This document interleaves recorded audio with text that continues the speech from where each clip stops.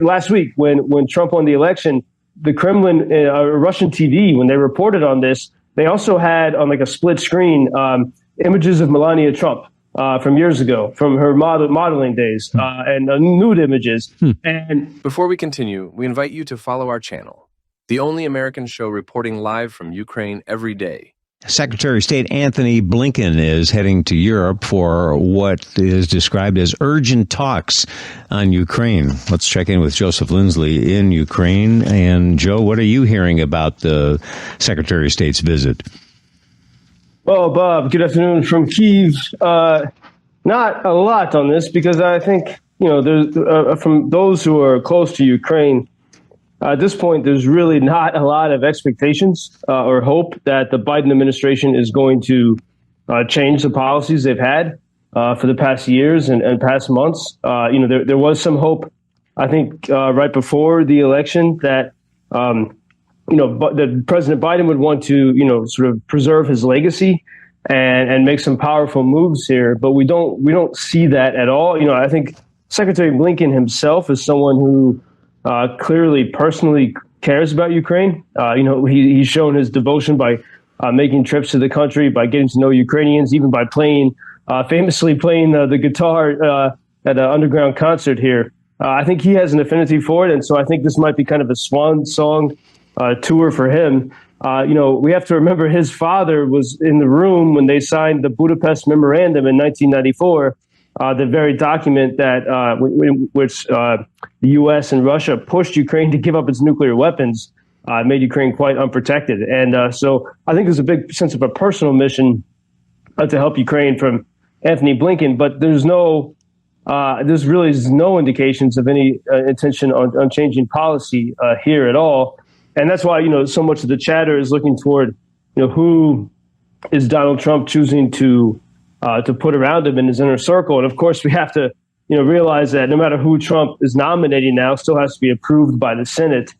So even, for example, as we talked about yesterday, Trump's selection of Mike Waltz, congressman from Florida, seems pretty strong for Ukraine. But there are senators, Republican senators, who don't like him for that reason. So there could be some opposition to that. So Trump has, it seems he's made some strong picks in favor of Ukraine in these past hours. One kind of wild card is his choice for Secretary of Defense, Pete Hegseth, who is an American veteran, but in the past 10 years or so, he's been a Fox News personality and a bit of a wild card. He has said some strong things about Ukraine, but it's hard to have a clear indication. But I think if you look at who Trump has chosen for his national security advisor versus Secretary of Defense, there are two very different roles. The national security advisor, formerly it does not have, that much power. They're not in charge of a department.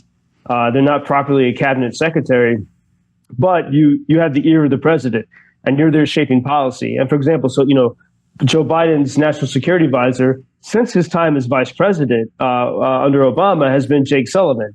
And many people, say that the strategy of Joe Biden in Ukraine and in other places around the world has been the strategy of Jake Sullivan. So that national security advisory position is very crucial.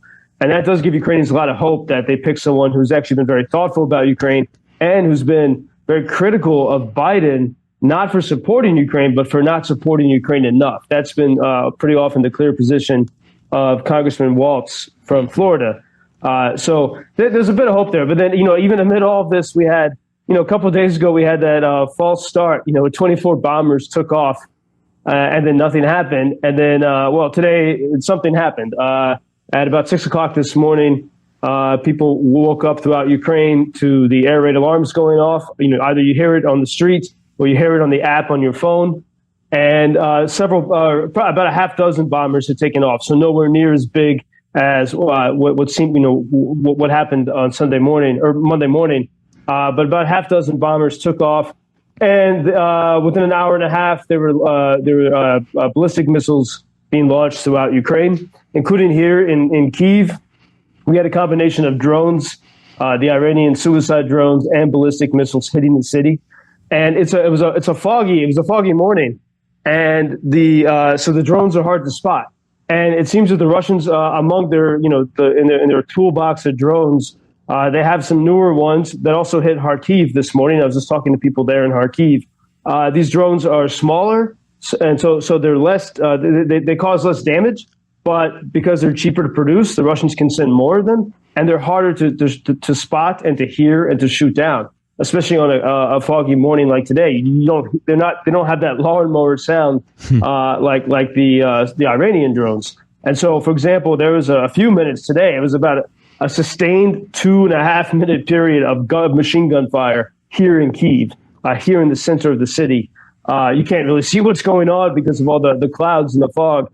But that usually you hear maybe 20 or so seconds of machine gun fire, and they're able to get their target to hit the drone. But I mean, this was about more than 2 minutes of sustained machine gun fire as they're frantically trying to stop these drones from hitting the city. And both in Kyiv and in Kharkiv, because of this onslaught, there was damage, and they're still figuring out if there were fatalities, but certainly there has been damage. That's got to be so frightening. I can't imagine being there. As you mentioned, Joseph, everybody's speculating on how Donald Trump will handle the war in Ukraine. I'd like to get your opinion on an editorial that was written by Daniel DePetris. He is a fellow at Defense Priorities and a foreign affairs columnist for the Chicago Tribune.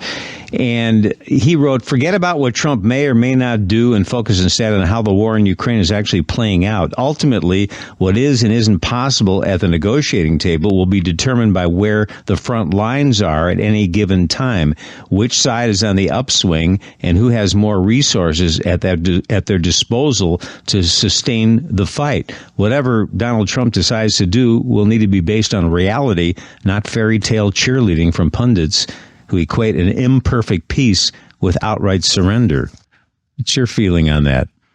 Well, in my initial gut feeling on it, having not seen that before, is that is pushing the narrative that I think that the Russians are hoping to push, that they can really pound Ukraine these next months with really zero, actual leadership, accountable leadership in Washington right now. I mean, it's not clear who's really running the show in the White House, and so that the Russians can weaken Ukraine and pound it. And this is the great fear here in Kyiv, so that it would, that Trump would be in a more difficult position, and Zelensky would be in a more difficult position to negotiate. So to really weaken Ukraine these next months, and part of that weakening is to prepare the argument that there needs to be these sort of negotiations, that there's some kind of equity between Russia and the West, and Russia and Ukraine.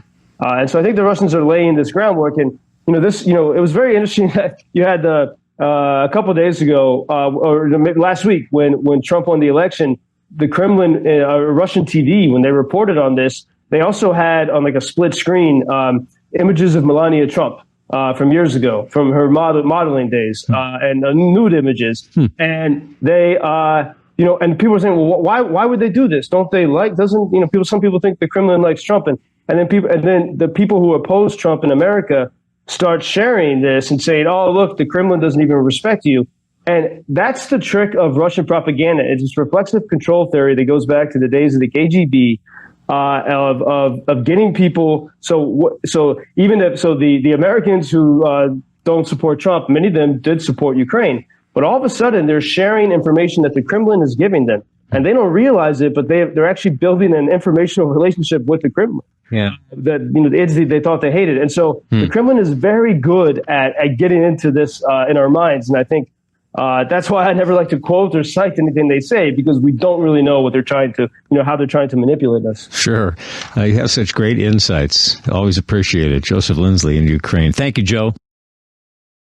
Thank you for introducing Ukraine on your social media pages.